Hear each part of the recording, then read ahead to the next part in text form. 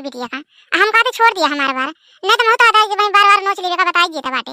ये ना छोड़बू तू हमारे बार। रुका रुका तो काम बतावत बाटे लाल को भतार काटो।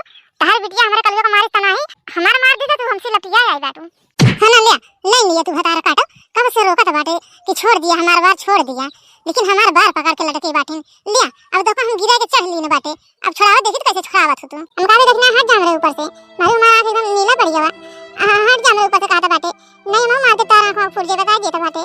तू का मार बुजुल फइयो। पहले तहार बिटिया हमरे बेटवा को मारी से कलवा का, तो हम नहीं बोले। हमार कलवा तोहरे बिटिया को मार दी तो तुरंत आए हमसे लपटिया ही आऊ। लपटिया देखी कैसे लपटिया थी। बस गुगु तारा बहुत हो गए तहार। अब तहार हम कछु में निकाल लेबे का जान लिखूं।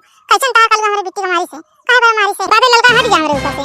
मैं रात भर की जिद्दी भरे भइयो नहीं बाटे। तो का छड़ा ली है हमसे। ये तो बता देता बाटे। चाहे रहा भर की जिद्दी कहे की रहा। आज तो काम गुगु तारा